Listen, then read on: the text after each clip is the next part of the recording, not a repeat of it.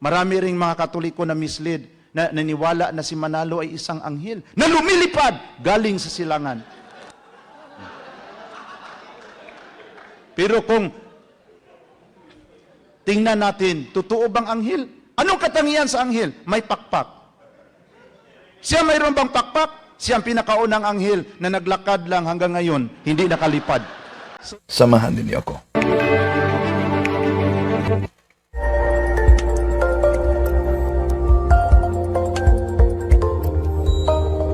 At napaka-importante po ang araw na ito para sa atin sapagkat isa pong napaka-espesyal na tao ang ating makakapanayam. Makakasama po natin isang dating pastor ng Protestante, si Pastor Noe Dora. Clear na clear sa Biblia.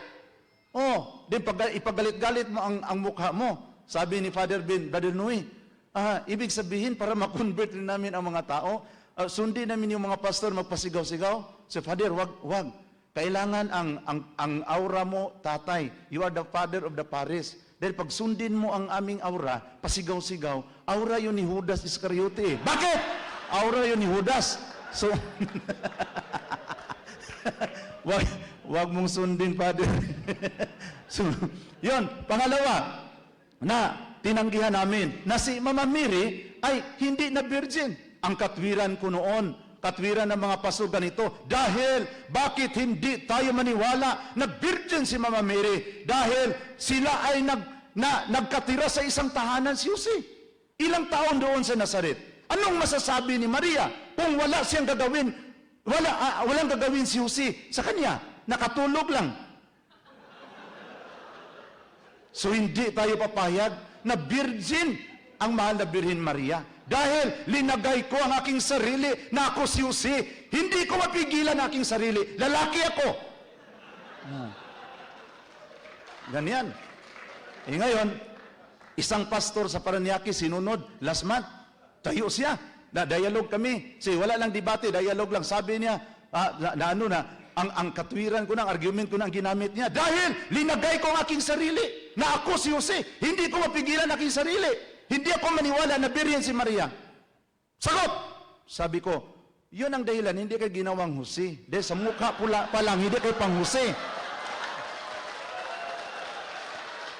Dahil pag kayo si Jose, masira ang plano sa Panginoon sa buhay ni Maria, galawin mo.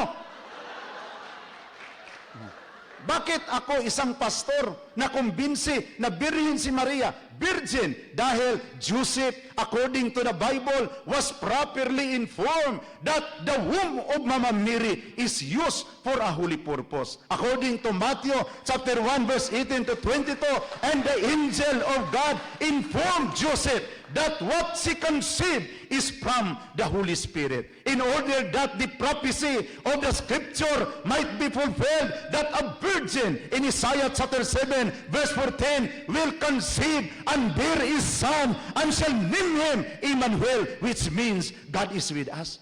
Na-inform si Joseph, isang taong matuwid, hindi kayang gamitin sa isang taong matuwid ang ginamit sa ating Panginoong Diyos. Amen? O yung mga kaparian, ginamit na sa Panginoon. Ang mga babae, kailangan mag-careful na. Maraming hindi pari dito, yun ang tingnan ninyo. Dahil they are used for a holy purpose. Amen?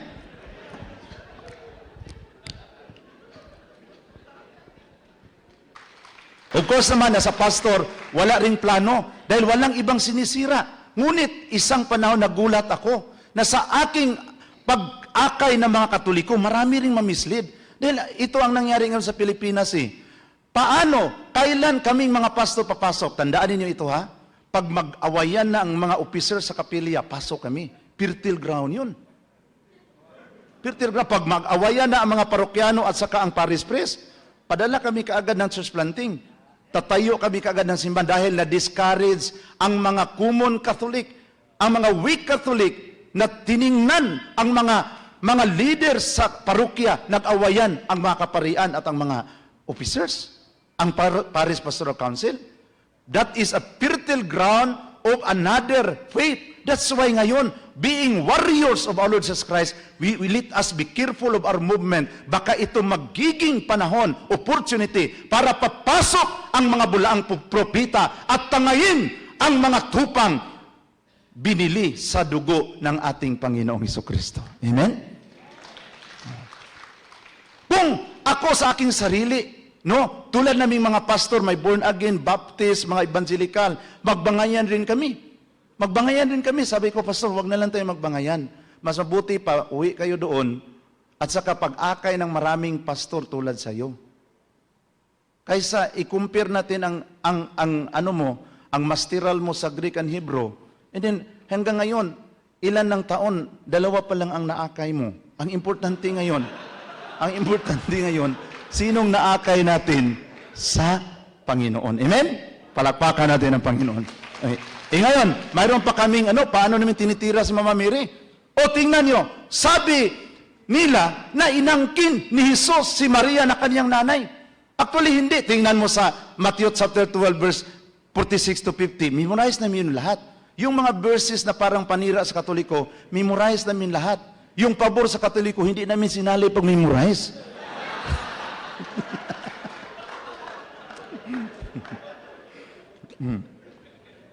Sabi ng mga tao, Panginoon, nandito na ang iyong nanay at mga kapatid, gustong makiusap sa iyo. Sumagot si Jesus, sino ang aking nanay? Sino ang aking kapatid? Sila na nakikinig sa mga salita ng Diyos at tumutupad nito. Tingnan mo mga kapatid, hindi nga inangkin ni Jesus inay niya si Mama Mary. Sumigaw pa si Jesus Actually, depende lang yun kung pastor ang magbasa. Pero kung Katoliko, iba yun ang pagbasa Sino ba ang aking inay? Sino ba ang aking kapatid?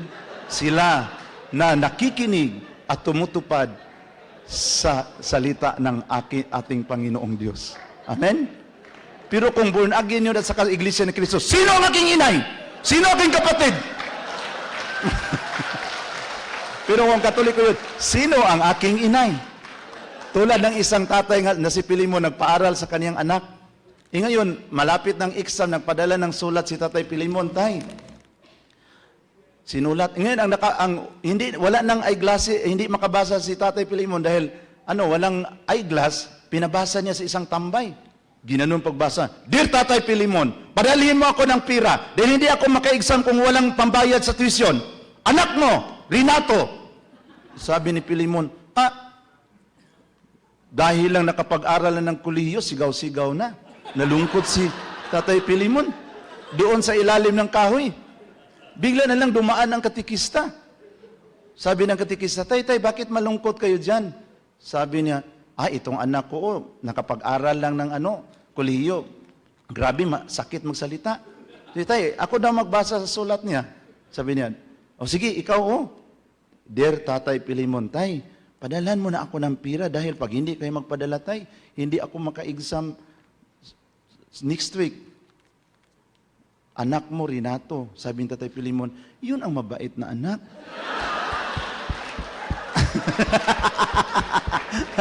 So, depende pala kung ang nakabasa sa Biblia, born again o Iglesia ni Cristo. So, huwag tayong maniwala kaagad sa pasigaw-sigaw dahil modus operandi namin yan para ang Katoliko makaganyan.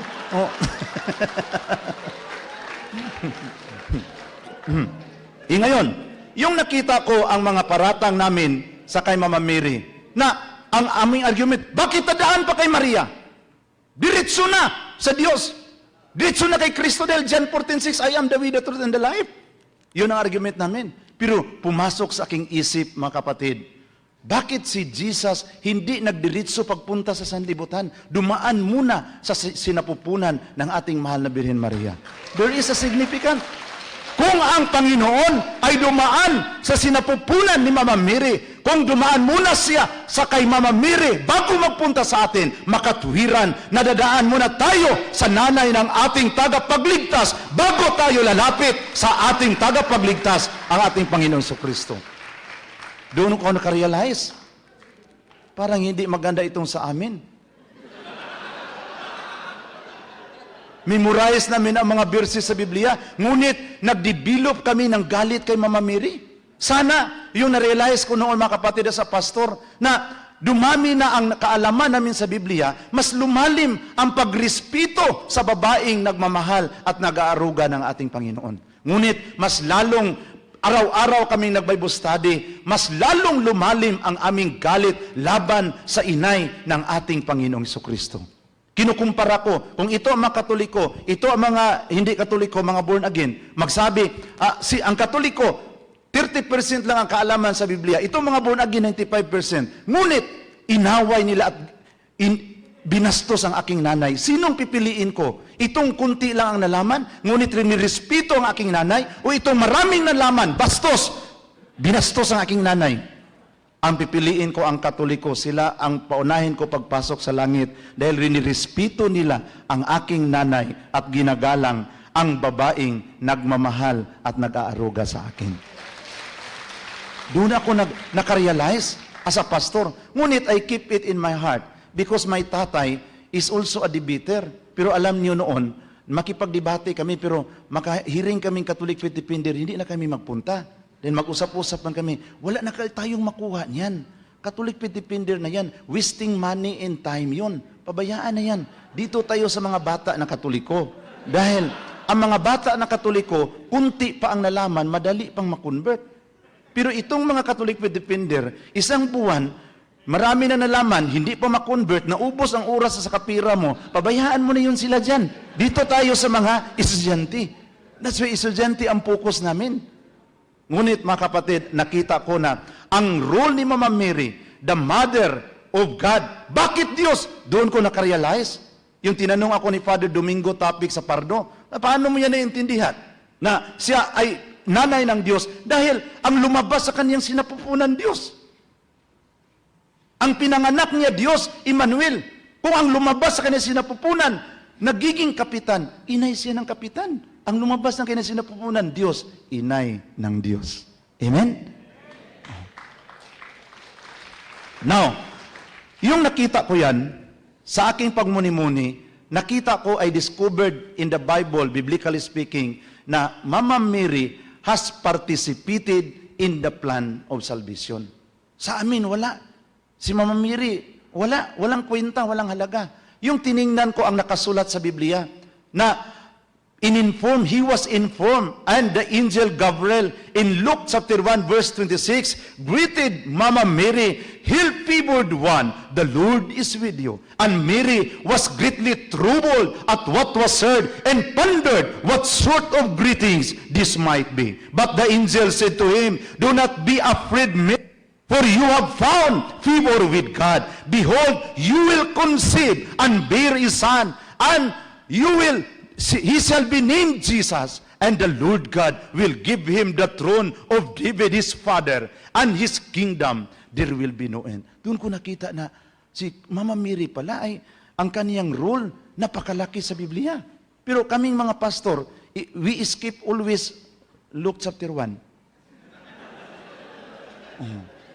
Doon ko na-discover na ang ganda sa simbahang Katoliko, hindi lang may Diyos Ama na nagmamahal sa atin, mayroon pa ring nanay na nagmamahal sa atin in the person of the Blessed Virgin Mary.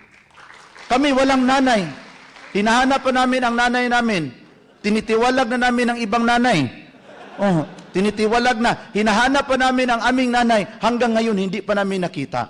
Dahil sa simbahan, hindi pwede walang nanay. And I realize, in my prayer, before accepting the baptism of the Catholic Church, na ang unang inay na si Eve, abandon her responsibility as a mother of all the living. Ngunit, ibinigay ng Panginoon si Mama Mary na magiging nanay sa ating lahat dahil hindi man natin maintindihan ang pag-ibig ng Diyos kung walang nanay na nag-aaruga sa atin. Amen? Kaming mga born again, walang nanay, walang mama. Doon na lang kami sa auntie na lang kami lumapit dahil walang mama. Kumplito ang Katoliko, doon ko nakita.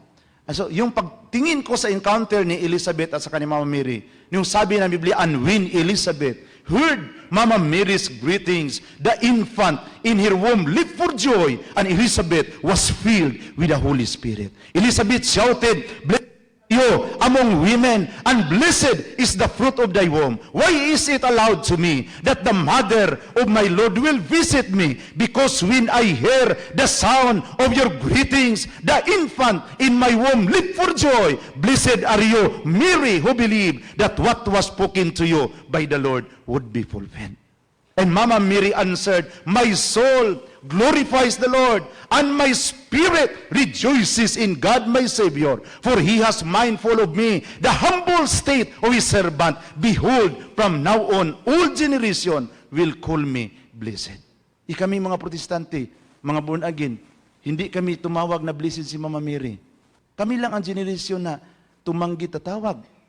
Delikado kung saan kami galing, di ba? All generation will call me blessed. Ang generation ng born again, mga Baptist, hindi tumawag na blessed. Delikado, doon ko nakita, delikado kami. And another analysis na aking nakita, the first mother encountered the devil, and the first mother was defeated by the power of the devil because she listened to the words of the devil. But the second mother will accept the challenge. In that second challenge, the Almighty God assured us that the second mother will defeat the dragon. According to Genesis chapter 3 verse 15, I will put enmity between you and the woman, between your offspring and your offspring. You will strike at his head, but he will strike at your head. Yung nakita ko yun, mga kapatid. Bangayan si Mama Mary at saka si ang dragon, mag-away sila. Sabi ko, Lord, saan kami papanig? Yung kinuklos ko ang aking mata, nakita ko na ang lahat ng mga Katoliko doon sa likuran ni Mama Mary, habang nakipaglaban siya sa dragon, lahat ng mga Katoliko. Pero I close my eyes again, nakita ko ang lahat ng mga born again doon sa likuran sa dragon. Nakinabahan ako. Then, imposible man na doon kami sa panig ni Mama Mary dahil sa picture pa lang sinunog na namin. Imposible kung doon kami papanig kay Mama Mary. Yung I close my eyes again, parang doon kami sa likuran ng dragon. And I realized in my analysis that in this second encounter of the second mother and the dragon, Jesus Christ will use all His power that His mother will not be the second victim again against this monster that victimized many children of the Catholic Church. That's why tayong mga CFD, mga converted pastors, ako sa aking buhay, I spent more of my times na pupunta sa mga pinaka-lowest level para iliwanag sa kanila ang katotohanan, para maibalik sa simbahan na itinatag ng ating Panginoon. Walang iba kundi ang simbahang Katoliko. Then, alam niyo, brothers and sisters, yung nakita ko yan, nawala yung galit ko sa mga pari. Noon, grabing galit ko sa mga pari. Dahil sabi man ng lulo namin, yung pari, bulaang propita yun. So, grabing galit ko sa mga pari. Ngunit yung nabasa ko ang Malakay chapter 2 verse 7, for the priest lives preserved knowledge. People should go to them and ask my will, because they are the messenger of the Almighty God. Ang tungkulin sa mga kaparian, ang pagtuturo sa tamang kaalaman sa Diyos, ang mga tao ay kailangang doon lalapit sa kanila dahil sila ang sugo sa makapangyarihang Diyos. Sinong sugo na tinutukoy? Hindi si Brother Felix Manalo, kundi ang kaparian. Amen? Marami ring mga Katoliko na mislead, na naniwala na si Manalo ay isang anghel na lumilipad galing sa silangan. Pero kung tingnan natin, totoo bang anghel? Anong katangian sa anghel? May pakpak. Siya mayroon bang pakpak? Siya ang pinakaunang anghel na naglakad lang hanggang ngayon, hindi nakalipad. Kasi yun ang harapin natin ng mga bulaang propeta. Amen? Dahil naglakad lang Ang anghel na yan, maraming na mislead. Ito ang responsibilidad natin. And by the grace of God, yung nakita ko ang lahat, kahit na founder ako sa isang born again group, may pira na ako, madali man lang maghanap ng pira kung mayroon kayong relihiyon na natayo. Oo. Dahil ang mga American madali mag-trust, no? Maniwala basta mayroon kayong legal identity. So, may pira na sana. Yung mga kasama ko, yung pastor, mga classmate, may mga sasakyan na, may mga school na natayo. Ngunit ako ngayon, dahil ako lang ang nagiging Katoliko sa aming mga classmate, naglakad pa rin, pero walang problema sa akin. Ang importante, naririto na sa loob, sa simbahang itinatag ng ating Panginoon. At kami mga converted pastor ay palaging tumitingin sa inyong mga apologies. Na habang ako ay nanalangin sa Panginoon, praying for you always, na kayo ay protektahan ng Panginoon. Bakit? Galit si Satanas sa inyo. Maraming Katoliko hindi natuloy pagka-born again dahil sa inyo eh. That's why kayo, hinahabol kayo dahil sa mga apologetic seminar ninyo. So ngayon, hinahabol kayo ni Satanas, anong gawin? Alam na natin kung anong gawin ni Satanas. Kung kami naman ng mga pastor noon, mayroon kaming quorum, saan ang nagkagulo ngayon na parokya? Saan ngayon ang kapilya nagkagulo? Saan yung pari na isyo? Oh, doon kami kaagad papasok. That's why sa atin ngayon, sa ating mga tagapagtanggol, tagapagdipinsan simbahang Katoliko, mamahalin natin ang ating mga kasamang tagapagtanggol. Kahit na hindi sila tulad sa pag-iisip natin, ang importante na natili sila sa simbahang itinatag ng ating Panginoon. Amen? Kahit na, tulad sa akin, mayroong isang pastor mag-convert, hindi kami magka-agree sa isang point. Hindi ko na siya pupuntahan para lang mag-away kami dalawa. Pastor, ipagpatuloy mo lang yung pag-akay sa iba pang mga pastor. Dahil hindi man tayo magkaintindi, dahil kayo, Baptist, ako, Presbyterian, kayo, born again, ako,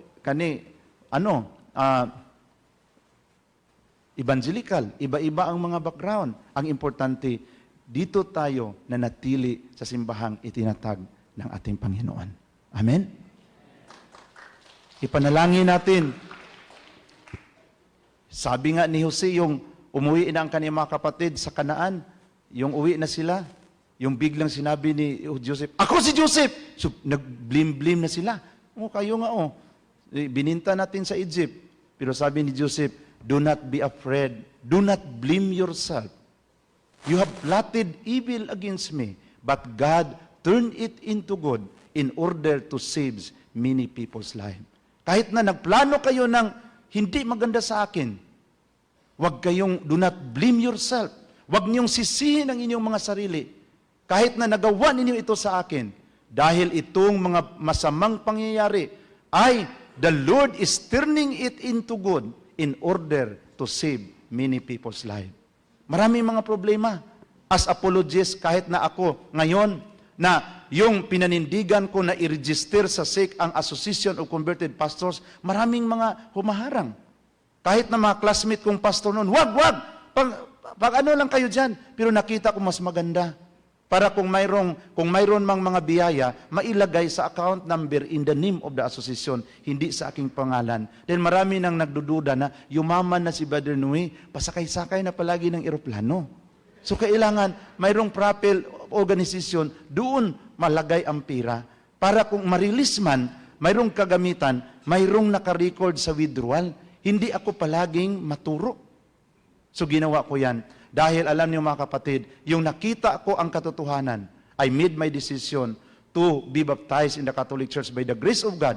I was baptized in October 4, 2007, pinakaunang pastor sa Diocese of Cebu na nagiging converted sa simbahang Katoliko. Yung binyagan ako maraming mga pagsubok, my own family, issues left and right. Pero sabi ko sa Panginoon, Panginoon, hindi ako makapromise na hindi ako magkamali. Ngunit i-promise ko sa iyo na kahit magkamali ako, hindi na rin ako tatalikod sa simbahang Katoliko, ang simbahang itinayo mo. Binigay sa Panginoon ang kaloob na makapunta ako sa Hulilan. Nakapunta ako sa Hulilan. Nakita ko doon na mismo sa bahay ni Mama Mary ni Jesus sa Nazaret. Katolikong simbahan ang nakatayo. Pagpunta ko sa bahay ni San Pedro sa Capernaum, Katolikong simbahan. Sabi ng aking makasamang pastor, hindi, the church is the assembly of the believer. Mali yun dyan, hindi building. Sabi ko, anong ibig mong sabihin? Yung simbahan mo na hindi nakatayo dito, yun ang i-recommend mo? So, hindi, the church is not a building. But the church build a building kung saan sila magtitipon-tipon. Sabi nga ng lolo ko, hindi Katoliko! Mali ang Katoliko! Pagpunta ko, nabrinuwas ako sa aking lolo. Pagpunta ko doon, Katoliko pala. Sa bahay ni Peter, sa bahay ni Mama Mary sa Nazaret. Sabi ko, Lord, patawarin mo ang lolo ko dahil hindi man siya nakapunta sa hulilan. Hindi nga nakapunta ng Boracay, sa hulilan pa ba? So of course mga kapatid, yung pag-uwi ko sa Pilipinas, dala-dala ko ang mga picture doon sa bahay ni St. Peter, sa bahay ni Mama Mary, ang aking tatay. Hindi ako maniwala na si Maria, inay ng Diyos. Sabi ko, tay, pag ipagpatuloy mo yung pagsunog sa mga larawan ni Mama Mary, tay, ang masaktan si Jesus. Wala yun sa Biblia. Siya, of course naman. Hindi man yung kailangang ilagay sa Biblia yung panununog mo.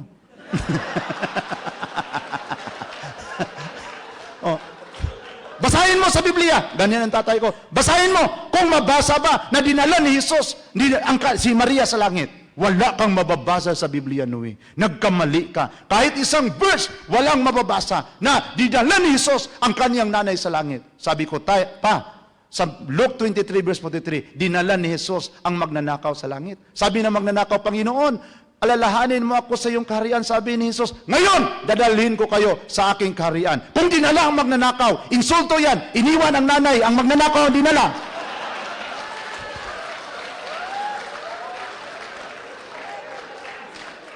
Imagine, ang magnanakaw dinala, ang nanay iniwan. Kung si Jesus may capacity, if Jesus has the capacity to bring the thief into heaven, there is no reason that Jesus has no capacity to bring his mother into paradise. That is a great insult.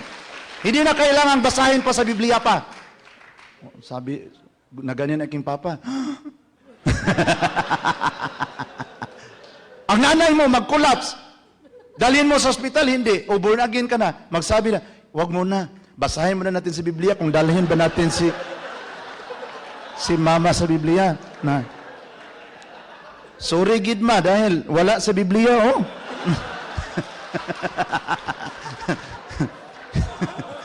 Kahit na wala sa Biblia, dalhin dahil it is a great insult.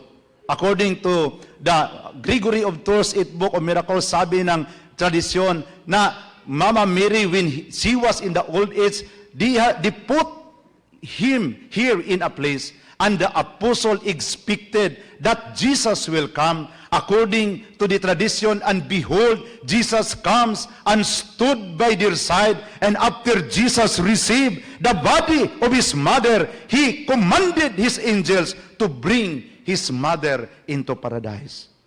Yun ang nakasulat sa tradisyon. Hindi kami maniwala ang tradisyon. Walang tradisyon!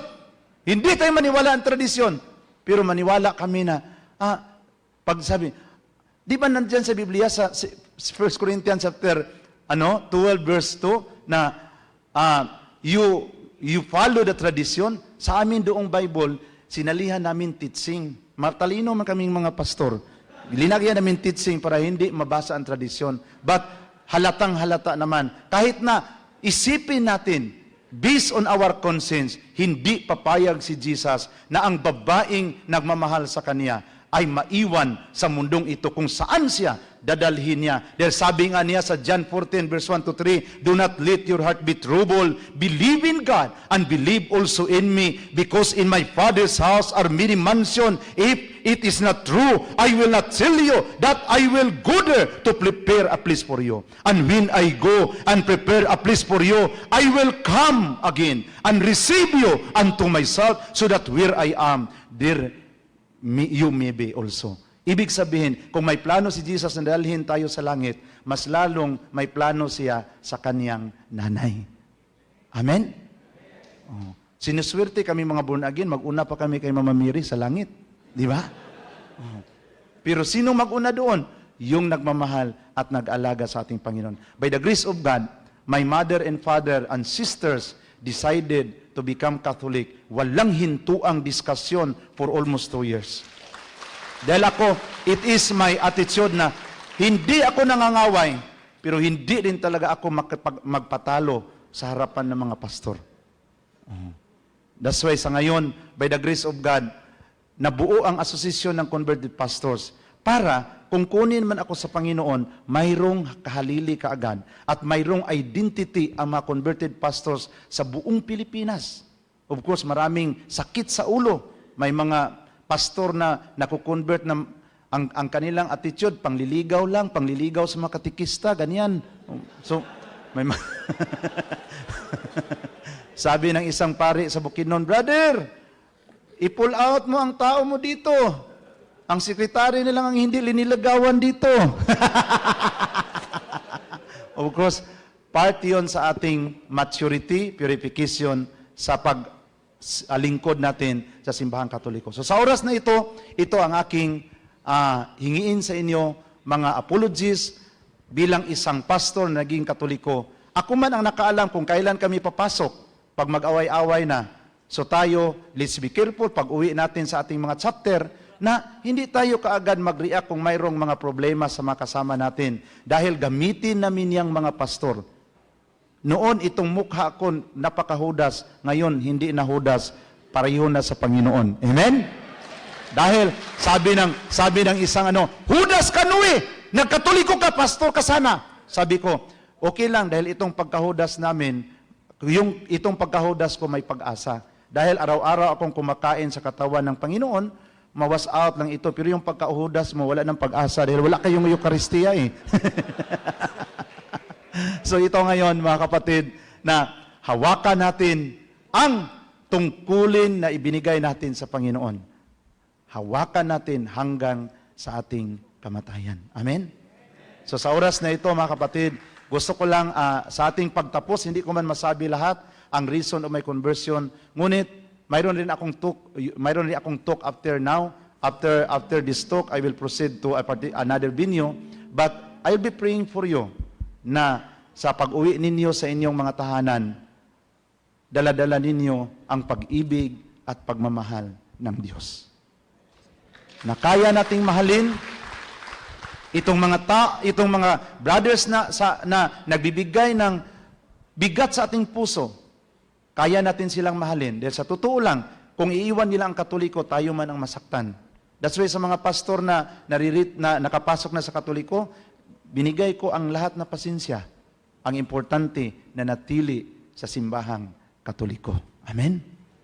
To make His message known is our responsibility. So here we are to pledge our lives to the Lord.